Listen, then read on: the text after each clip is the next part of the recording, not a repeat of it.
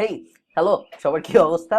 আহ, দুইটা ব্যাপার। প্রথম কথা হলো, আমি বারবার এখন থেকে আর বলবো না ভাবছি ভিডিওতে যে আমি খালিদ ফারহান, আমি অমুক অমুক, বিকজ আপনারা অনেকে এখন ইতিমধ্যে বুঝে জেনে গেছেন আমি কে, বা যারা জানেন না তারা এই চ্যানেলের অন্যান্য ভিডিও দেখলে জেনে যাবেন।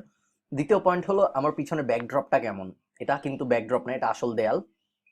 আমার বাসায় এমন কোনো দেয়াল নাই যেটা এক দেওয়াল, মানে এক কালারের দেয়াল, এবং অন্য কোনো অবস্ট্যাকল নাই পিছনে, এবং সামনেও বসার মতো জায়গা আছে এরকম কিছু নেই। সো আমি বারান্দার একটা চিপার মতো জায়গা ম্যানেজ করেছি ভিডিওর জন্য।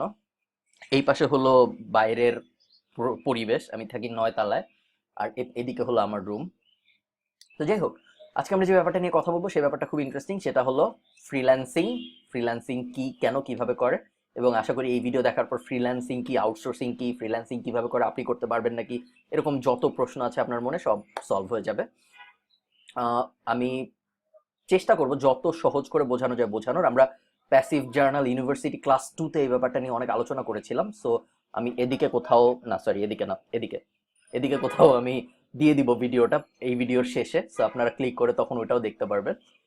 তো যাই হোক, আসুন আমরা কথা বলি ফ্রিল্যান্সিং ব্যাপারটা কি। আপনারা আমার এই চ্যানেলটা যারা ফলো করেন, প্যাসিভ জার্নাল বাংলাদেশ এই চ্যানেলটা যারা ফলো করেন, তারা বেশিরভাগই অনেক ভেটারেন। আপনারা অনেকেই ইন্টারনেট মার্কেটার বা অ্যাফিলিয়েট মার্কেটার। সো আপনাদের কাছে আপনারা হয়তো সব জানেনই।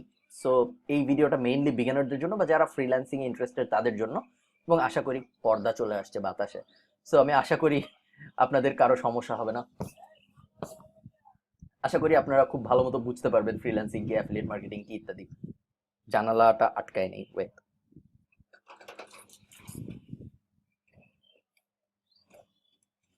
পারফেক্ট। সো ফ্রিল্যান্সিং ব্যাপারটা কি? প্রথম কথাই হলো, ফ্রিল্যান্সিং এবং আউটসোর্সিং ব্যাপারটাকে অনেকে গুলিয়ে ফেলেন। ফ্রিল্যান্সিং মানে হলো আপনি কারো কাজ করে দিচ্ছেন। আউটসোর্সিং একটা পদ্ধতি, যেই পদ্ধতিতে অন্য কেউ কাজ করিয়ে নিচ্ছে। ধরেন আমার একটা কোম্পানি আছে, আমি আমেরিকায় থাকি, আমার একটা কাপড়ের কোম্পানি আছে। আমি আমার কাজ হলো, মানে আমার কোম্পানির জন্য আমি এখন কাপড়ে বোতাম লাগাতে হবে বা জামা বানাতে হবে এরকম কিছু। ঠিক আছে? তো আমি দেখলাম যে আমি যদি আমেরিকা জামা বানাই, আমার মিনিমাম বেতন দিতে হবে সবাইকে ঘন্টায় $20, কথার কথা আমার শ্রমিকদের। কিন্তু আমি যদি দূর দেশ বাংলাদেশে বা দূর দেশ চায়নায় যে এটা বানায় নিয়ে আসি, জাহাজে করে যাবে, কাপড় রেডি হবে, জাহাজে করে চলে আসবে, তাহলে আমি পার ঘন্টায় $5-6 মধ্যে আমি ম্যানেজ করতে পারবো, হয়তো আরো কমে ম্যানেজ করতে পারবো। তো এই যে যে আমি পাঠালাম দূর দেশে, জাহাজে করে গেল, কাপড় চোপড় রেডি হয়ে আবার আসলো, এই প্রসেসটার নাম হলো আউটসোর্সিং। ঠিক আছে? বাংলাদেশের যে কোম্পানি গার্মেন্টসের কাজটা নিল আমার থেকে এবং তাদের নিজেদের কর্মী দিয়ে কাজটা করিয়ে দিল, এই বাংলাদেশের কোম্পানিটা যে কাজটা করলো ওই ব্যাপারটা হলো ফ্রিল্যান্সিং। হেলিকপ্টার আসছে। সো আজকে আমাদের ভিডিওর মধ্যে যত রকম ডিস্ট্রাকশন হয় সব ডিস্ট্রাকশন আসছে আশা করি। তো আউটসোর্সিং আর ফ্রিল্যান্সিং কি আমরা বুঝলাম। এখন আমরা নেক্সট যে ব্যাপারটা বোঝার চেষ্টা করবো সেটা হলো আমরা কিভাবে করতে পারি। আমরা তো জামা বানাবো না, আমরা অনলাইন এন্টারপ্রেনার, আমরা আমরা কাজ করব ডিজিটাল কাজকর্ম। সো এখন আমাদের টাইপ একটা এক্সাম্পল দিই আমরা। ধরেন আমরা একটা আমেরিকান কোম্পানি। হেলিকপ্টারটা কি আসলেই কাছাকাছি চলে আসছে? সো না, সিরিয়াস। সো একটা আমেরিকান কোম্পানির একটা ওয়েবসাইট বানাতে হবে। সো সেই আমেরিকান কোম্পানি এখন ভাবলো আমি ওয়েবসাইট বানাবো, আমি আমার ওয়েবসাইট বানাতে $5-10 হাজার খরচ হয়ে যাবে। আমি কিভাবে আমার টাকা বাঁচাতে পারি কোয়ালিটি সেম রেখে কাজের, আমি চাই না বাজে কোয়ালিটির ওয়েবসাইট পেতে। সো আমি কি করব, আমেরিকান কোম্পানির কথা বলছি, সে কি করবে? সে যেটা করতে পারে, সে ঠিক করলো যে আমাদের দেশে ওয়েব ডেভেলপার আছে, আমেরিকা ওয়েব ডেভেলপার আছে, আবার অনেক দূর সেই বাংলাদেশেও তো ওয়েব ডেভেলপার আছে, ইন্ডিয়াও তো ওয়েব ডেভেলপার আছে, চায়নাও তো আছে, ফিলিপাইনেও তো আছে। সো ওদেরকে যদি আমি হায়ার করতে পারি, ওদেরকে আমার এত টাকা দিতে হবে না, কারণ এমনিতেই $1 ওদের 80 টাকা। সো ওরা কনভার্সনে এমনিতেই বেশি পাবে। সো দেখা যায় যেই ওয়েবসাইটটা বানাতে আমার $5-10 হাজার খরচ হতো, ওই ওয়েবসাইটটা আমি দেখা যাবে $2-3 হাজার বানিয়ে ফেলতে পেরেছি। আমেরিকান কোম্পানির কথা বলছি। অন্যদিকে যে ওইসব দেশে কাজটা পাচ্ছে সেও খুশি, কারণ তার কাছে $1-2 হাজারই অনেক, এবং তার কারেন্সি কনভার্সনের কারণে তার টাকাও অনেক বেড়ে যাচ্ছে পরে। সো দুই পক্ষই হ্যাপি। এখন কথা হলো, এই যে যে একটা আমেরিকান কোম্পানি এবং এই যে যে একটা ফ্রিল্যান্সার যে জানে কাজ করতে, এই দুইজন মিলবে কিভাবে? এই দুইজন মিলার জন্য যে পদ্ধতি বা যেই জায়গা সেটা হলো মার্কেট প্লেস। মার্কেট প্লেস আর কিছুই না, বিভিন্ন ওয়েবসাইট। যেই ওয়েবসাইটের কাজ হলো বায়ার এবং সেলারদের মিলানো, একই সাথে বায়ার যাতে পেমেন্ট দেয় এবং সেলার যাতে পেমেন্ট পায়, এই ব্যাপারটা মনিটর করা। সো এই পুরো কাজটার জন্য এই মার্কেট প্লেসগুলো একটু কমিশন নেয়। সো মার্কেট প্লেসের মধ্যে সবচেয়ে পপুলার হলো আপওয়ার্ক। আপওয়ার্ক ছাড়াও আছে freelancer.com আমি খুব একটা রিকমেন্ড করি না। আপওয়ার্কই সবচেয়ে ভালো, সবাই জানে। এবং আপনি যদি আপনার স্কিলের ব্যাপারে কনফিডেন্ট হন তাহলে অবশ্যই আপওয়ার্ক দিয়ে আপনার কাজ শুরু করতে হবে, এবং আমি রিকমেন্ড করবো আপনার আপওয়ার্কেই ট্রাই করেন প্রথমে। আর ইন্ডিভিজুয়াল স্কিল সেটের জন্য, যেমন ধরেন আপনি ভালো রাইটার, শুধু রাইটারদের জন্য অনেক মার্কেট প্লেস আছে, যেমন AI writer, text broker, passive জার্নালেও আমরা রাইটার নেই। শুধু ডিজাইনারদের জন্য অনেক ওয়েবসাইট আছে, শুধু ভয়েস আর্টিস্টদের জন্য অনেক ওয়েবসাইট আছে, শুধু ভিডিও এডিটিং যারা পারে তাদের জন্য অনেক ওয়েবসাইট আছে, এরকম আলাদা আলাদা ওয়েবসাইট তো আছে। বাট আপওয়ার্ক হলো একটা জায়গা যেখানে প্রায় 4 থেকে 500 স্কিল আছে আই থিঙ্ক। এই 4-500 স্কিলের উপরে বিভিন্ন রকম কাজ দেয় মানুষ, এবং যারা কাজ পারে তারা বিড করে ওই পোস্টে, তারা বলে যে হ্যাঁ আমি তোমার কাজটা এত টাকায় করে দিতে পারবো। তারপর অনেক যখন বিড আসে, বিড মানে নিলাম টাইপ, বিড আসার পরে ওই মানুষটা, যে ক্লায়েন্ট, যার জব, সে ঠিক করে যে হ্যাঁ ওর বিটটা ভালো, ওকে আমি সিলেক্ট করি, ও আমার কাজটা করে দিবে। সিলেক্ট করে, এরপর সে টাকাটা আপওয়ার্কের কাছে জমা দেয়, তারপর এই লোকটা কাজ করে দেয়, আপওয়ার্ক তাকে টাকা দিয়ে দেয়। সিম্পল, এই হলো ফ্রিল্যান্সিং। এখন কথা হলো, ফ্রিল্যান্সিং কি সবার জন্য? উত্তর হলো না, ফ্রিল্যান্সিং কোনোভাবেই সবার জন্য না। ফ্রিল্যান্সিং সাধারণ চাকরি থেকে অনেক বেশি কঠিন অনেকাংশেই। তার কারণ হলো দুইটা কারণ। অ্যাকচুয়ালি দুইটা কারণ না, অনেকগুলা কারণ, বাট দুইটা কারণ বেশি ইম্পর্টেন্ট আমরা বলবো। প্রথম কারণ হলো, অনেকেই ভাবে যে যেহেতু আমি বাসায় বসে কাজ করছি, যেহেতু আমি ল্যাপটপে বসে কাজ করছি, বা যেহেতু আমি পিসিতে বসে কাজ করছি, যেহেতু আমি দৃশ্যত অনেক কষ্ট করছি না, সো হয়তো কাজটা কঠিন না। ব্যাপারটা একদমই না। ফ্রিল্যান্সিং ধরেন, ফ্রিল্যান্সিং প্রত্যেকটা জব পাওয়া ফ্রিল্যান্সিংয়ে সাধারণ চাকরি পাওয়ার থেকে অনেক বেশি কঠিন। সাধারণ চাকরিতে আপনি যখন দেখবেন যে, যেমন ধরেন আমি ব্যাংকে এসে ইন্টার্নশিপ করেছি, আমি আমার কথা বলি, আমরা যখন ইন্টার্নশিপ করতাম তখন একটা ইন্টার্নশিপের জন্য কয়টা অ্যাপ্লিকেশন আসতো? হাইয়েস্ট ধরেন ব্যাংক এশিয়ার 103টা ব্রাঞ্চ ছিল, প্রত্যেকটা ব্রাঞ্চেও যদি একটা ইন্টার্ন নেওয়া হতো তাহলে 3 মাস পর পর 103টা ইন্টার্ন নেওয়া হতো। 103টা অবশ্যই নেওয়া হতো না, দেখা যেত 50-60টা ইন্টার্ন নেওয়া হতো। সো এই 50-60টা পজিশনের জন্য অ্যাপ্লিকেশন আসতো ধরুন 500 বা 1000 এরকম। আমি কালকে রাতে ঘুমাই নাই, প্রায় 2 দিন হয়ে গেছে আমি জেগে থাকছি। এমন না আমি অনেক কাজ করতেছি জেগে থেকে থেকে, কালকে সারা রাত গেছে আমার গল্পের বই পড়ে। সো এখন কেমন জানি, এখন আমি ঘুমাতেও চাই না, কারণ আমি একটু পর খেলতে যাব। সো চায়ের উপর বেঁচে আছি বলা যায়। তো যাই হোক, যেটা নিয়ে আমরা কথা বলছিলাম, কি নিয়ে কথা বলছিলাম আমি ভুলে গেছি। তো তো আমরা আবার প্রথম থেকে শুরু করি। তো ব্যাপার যেটা হয় যে, ধরেন আপনি একটা ফ্রিল্যান্সার। আচ্ছা, সিরিয়াসলি কিন্তু এটা সম্ভবত এই কারণে হয়েছে যে আমি যেহেতু 2 দিন ঘুমাই না, 2 দিন না, ঠিক 1.5 দিন হবে, 2 দিন হতে যাচ্ছে, সেই জন্য সম্ভবত আমি আউলায় যাচ্ছি, কিছু মনে থাকছে না।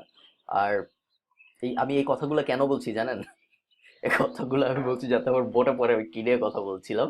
দুঃখজনক ভাবে আমার তাও মনে পড়ছে না। তো আমরা আবার একটু আগে থেকে শুরু করি। তো এই যে যে মার্কেট প্লেস এই আমাদেরকে মিলিয়ে দিল এবং মার্কেট প্লেস ওভারসি করলো, মনে পড়ছে? সো ব্যাংক এশিয়া 53টা 50-60টা পজিশন ছিল ইন্টার্নশিপের। সো 50-60টা পজিশনের জন্য 500-র মতো ধরেন হাইয়েস্ট সিভি আসলো, ঠিক আছে? সো 500 সিভি থেকে 50টা, রেশিওটা কিরকম? 10টা, প্রত্যেক 10 জনের মধ্যে একজন সিলেক্ট হবে, এরকম, তাই না? তো এখন আপনি যদি ফ্রিল্যান্সিং মার্কেট প্লেসের কথা চিন্তা করেন, ফ্রিল্যান্সিং মার্কেট প্লেসে এখন ব্যাংক এশিয়া তো শুধু বাংলাদেশের মানুষ অ্যাপ্লাই করছে, তাই না? শুধু বাংলাদেশের গ্র্যাজুয়েটরা অ্যাপ্লাই করছে, শুধু ওই বছরে গ্র্যাজুয়েশন করেছে এরকম কিছু মানুষ অ্যাপ্লাই করছে, তাই না? কিন্তু আমরা যদি চিন্তা করি, যখন একটা মার্কেট প্লেসে একটা জব পোস্ট হয়, আমেরিকা থেকে একজন একটা জব পোস্ট দিল, কথার কথা, পুরো পৃথিবী থেকে ওই জবটা অ্যাপ্লাই হচ্ছে। একটা জবের জন্য দেখা যাচ্ছে কখনো কখনো 200-300টাও অ্যাপ্লিকেশন জমা পড়ে যাচ্ছে।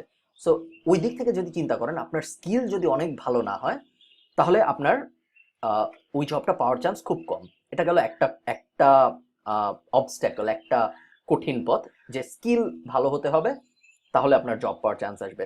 সেকেন্ড ব্যাপার হলো, যদি যদি আপনার স্কিল ভালোও হয়, তাও আরও তো অনেক মানুষ আছে যাদের স্কিল ভালো, তাই না? সো আপনি কিভাবে নিজেকে স্ট্যান্ড আউট করতে পারবেন যে না সবারই স্কিল ভালো, কিন্তু তারপরেও তোমার আমাকে সিলেক্ট করা উচিত? এটা আপনি বায়ারকে কিভাবে বুঝাবেন বা ক্লায়েন্টকে বুঝাবেন কিভাবে? সো এই এই ব্যাপারটার জন্য আমি বলবো যে, ধরেন 80% আপনার স্কিল, 10% ধরুন হার্ডওয়ার্ক আর 10% হলো গিয়ে লাক। এটা আপনার লাগবে যদি আপনি ফ্রিল্যান্সিং এ সাকসেসফুল হতে চান, স্পেশালি ইনিশিয়াল স্টেজে। বিকজ আপনি যখন ইনিশিয়াল স্টেজে আপনার ফ্রিল্যান্সিং ক্যারিয়ার শুরু করবেন, তখন আপনার কোনো রিভিউ থাকবে না প্রোফাইলে। বায়াররা আপনাকে হায়ার করতে হেজিটেন্ট ফিল করবে। বায়াররা ভাববে যে এর কোনো রিভিউ নাই, একে কি কখনো চিনি না, একে যে আমি টাকা দিব একে আসলে কাজ করবে নাকি, বা এ আমার সময় নষ্ট করবে নাকি। বায়াররা হয়তো ভাবে না যে আমার টাকা নষ্ট হবে, যেহেতু আপওয়ার্ক বা মার্কেট প্লেসগুলো হ্যান্ডেল করে ব্যাপারটা, কিন্তু তারপরে বায়ার ভাবে যে আমার সময় নষ্ট হবে নাকি, আমার কাজ খারাপ হবে নাকি। সো এরকম অনেক কারণে নতুনদের কাজ পাওয়া অনেক বেশি কঠিন। তারপরেও সব দিক থেকে যদি আমরা চিন্তা করি, ফ্রিল্যান্সিং যে কোনো দিক থেকে যারা কাজ জানে তাদের জন্য চাকরি বা অন্যান্য ক্যারিয়ার থেকে অনেক ভালো একটা জীবন পথ আমি মনে করি।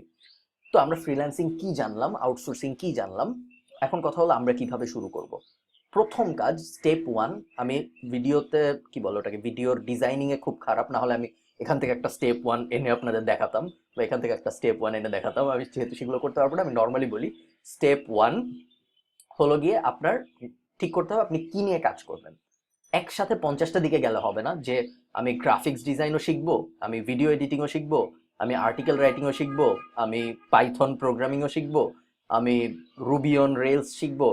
হাজার হাজার ক্যাটাগরি আছে কাজের। আপনারা আপওয়ার্ক স্কিল লিস্ট লিখে গুগল করবেন।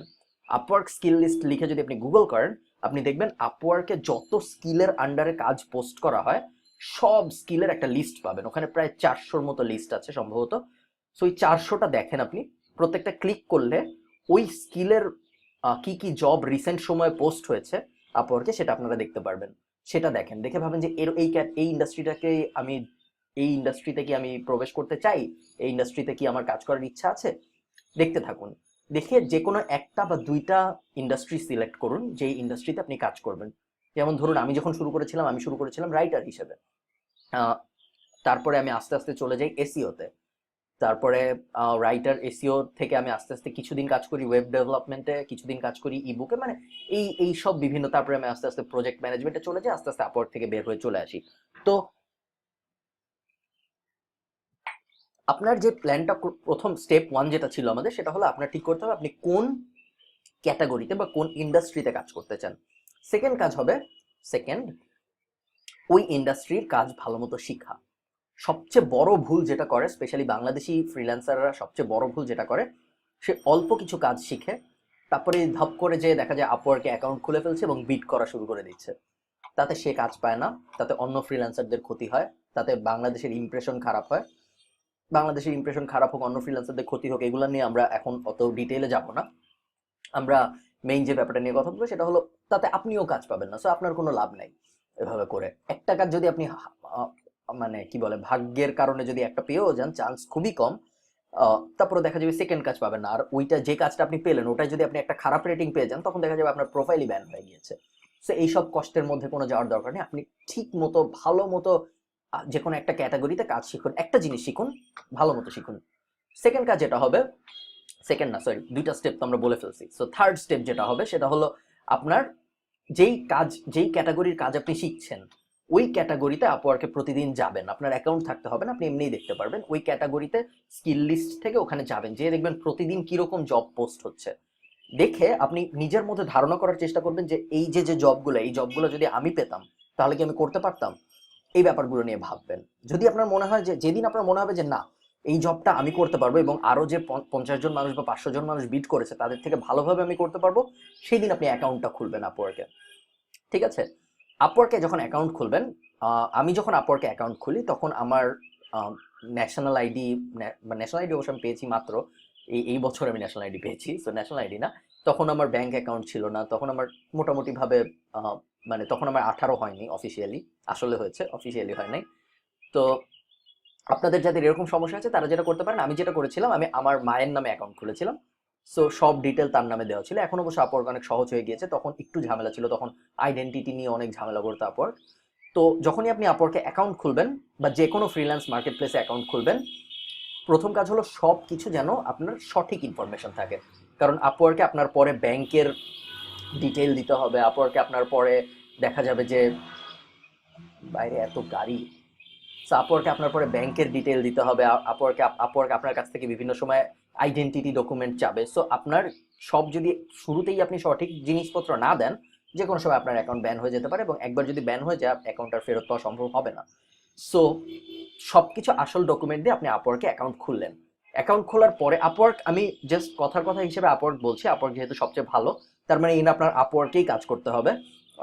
আপনি আপনার স্কিল অনুযায়ী আপনার পছন্দ মতো মার্কেট প্লেসে কাজ করতে পারেন, বাট আপওয়ার্ক যেহেতু সবচেয়ে ভালো, এই জন্য আমরা আপওয়ার্ককেই ফোকাস করছি। তো এই তো আপনি আপনি এখন কাজ জানেন, 3টা স্টেপ শেষ আমাদের। কাজ শেখা, কাজ ওই রকম কাজ পারবো নাকি এরকম কনফিডেন্স আসা, আপওয়ার্কে অ্যাকাউন্ট খোলা, সব রেডি। ফোর্থ যেই কাজ হবে সেটা হলো আপওয়ার্কে দেখবেন আপনি বিভিন্ন স্কিল টেস্ট আছে। স্কিল টেস্টের খুব একটা ভ্যালু নেই এখন, কারণ সবাই জানে স্কিল টেস্টে চুরি চামারি করে পাশ করা যায়। সো স্কিল টেস্ট নিয়ে খুব একটা বদার্ড হবেন না, বাট 1-2টা স্কিল টেস্ট দেওয়ার চেষ্টা করবেন। যদি আপনি ফেলও করেন তাতেও সমস্যা নেই, ইন্টারনেটে এখন অ্যান্সার পাওয়া যায় আমাদের এসএসসি পরীক্ষার মতো। সো সো আপনারা আপনারা ওই 1-2টা এক্সাম দিবেন। আপওয়ার্কে এক্সাম দেওয়াটা খুব জরুরি না, বায়াররাও দেখে না কে কোন এক্সাম দিয়েছে। আপনার প্রোফাইলটা সুন্দর করে সাজাবেন, সুন্দর করে বায়ারকে বলবেন আপনি কি পারেন, আপনি কেন ভালো মতো পারেন ওটা, আপনাকে কেন হায়ার করা উচিত, এগুলো সুন্দর করে প্রোফাইলে লিখবেন। আপনি যখন আপওয়ার্কে অ্যাকাউন্ট খুলবেন তখন আপওয়ার্ক আপনাকে কিছু প্রোফাইলের স্যাম্পল দিবে, যে দেখো ভালো প্রোফাইল কিরকম হয়, দেখো এরকম প্রোফাইল বানানোর চেষ্টা করো, ওগুলো দিবেন। হাসি মুখের একটা প্রোফাইল পিকচার দিবেন আপওয়ার্কে, এবং তারপর আস্তে আস্তে বিট করা শুরু করবেন। পাগলের মতো বিট করবেন না, একদম কম দামে বিট করবেন না, যেহেতু আপনি নতুন, মানে এরকম মেন্টালিটি রাখবেন না যে আমি নতুন তাই আমি একদম কম দামে করে কাজ করার চেষ্টা করব। একটু কম দামে তো অবশ্যই করবেন অন্যদের থেকে, যেহেতু আপনার তো আপনাকে হায়ার করার ক্লায়েন্টের একটা রিজন থাকতে হবে।